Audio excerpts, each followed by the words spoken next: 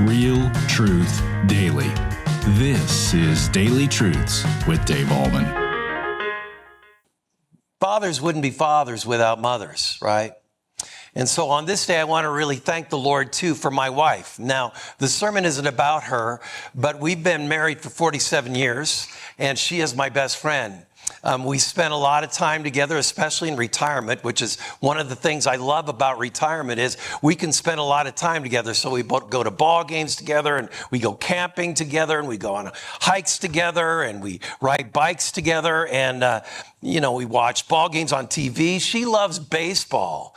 How many women love baseball? Will sit down with their husbands and watch baseball on TV. Many of you would say, boring, right? But that's the kind of woman she is. And I just love her dearly. And she is the same woman at home that she is here at church. And I could go on and on and on. I know this message isn't about my wife. I get that. But I wish I could be married with her in heaven forever. Now, I have a couple questions I want to ask you today. Is there marriage in heaven? We're going to be answering that question today through the text. Is there marriage in heaven? And secondly, what is the ultimate marriage? Let me say that again. Is there marriage in heaven?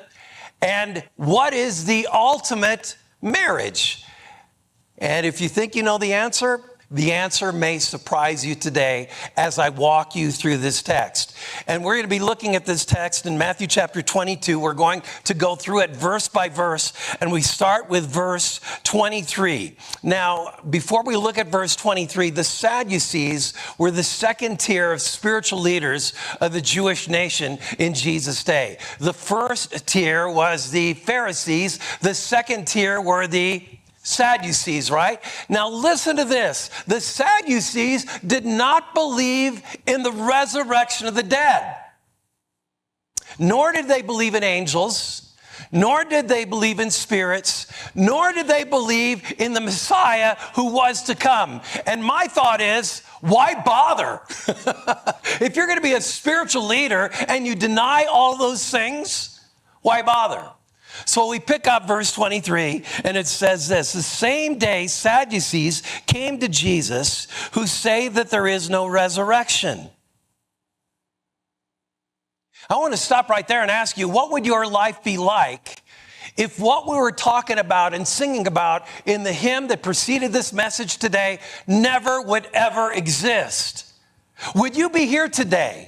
If there were no resurrection of the dead, if there were no life beyond the grave, if there was no victory beyond defeat, if you knew you would never see your loved ones again and they would not be raised from the dead, would you be here today? The answer is absolutely not.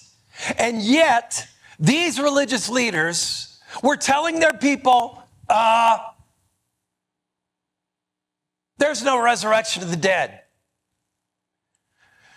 And they wanted Jesus to agree with them. And so they'd done some reading of the Apocrypha, which is not a biblical book. And the author of this apocryphal book was a guy by the name of Obed, who told the story that I'm about to read. So we pick it up again in verse 23. The same day, Sadducees came to him who say there is no resurrection. And they asked him a question saying, Teacher, Moses said, if a man dies having no children, his brother must marry the widow and raise up the children for his brother. And this is true, okay? Now there were 7 brothers among us. The first married and died, having no children, left his wife to his brother. So too the second and third, down to the 7th. After them all, the woman died. In the resurrection, therefore, of the 7, whose wife will she be? For they all had her. Okay? So what are they trying to say to Jesus? They're saying, we don't believe in the resurrection, and we're not sure you believe in the resurrection either. And so we're going to couch our whole resurrection theme in this mysterious story about a guy who dies, and then another guy dies, another guy dies. They all have the same wife. And then who is she married to when she gets to heaven? Now, they're basically saying, we don't believe there is a resurrection. We don't believe they're going to be raised from the dead. We don't believe they're going to be married in heaven. But we're here to quiz you and put you on the spot. What do you think? Okay? Now, let's look at verse 29. But Jesus answered them, you are wrong, because you neither know the scriptures nor the power of God. What an answer. Because Jesus basically is saying the Old Testament talks about the resurrection of the dead.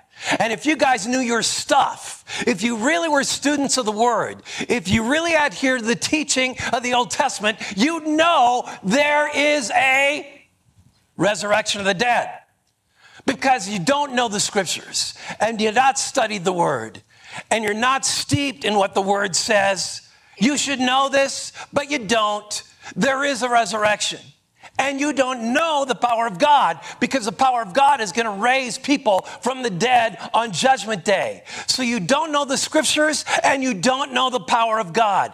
Now, folks, if there's any thought I have for us today, it's these two things. Number one, that we would know the Scriptures, that we would have a devotional life, that we would spend time in the Word and Bible study in small groups and in devotional life for sure, and obviously in church. But also we would look back over our life and we would see the power of God. Because the same power of God that lives with us by our side upon the plain, carrying us through, is the same God that defeated death through his Son, Jesus Christ. And the one who stilled the storms, namely Jesus.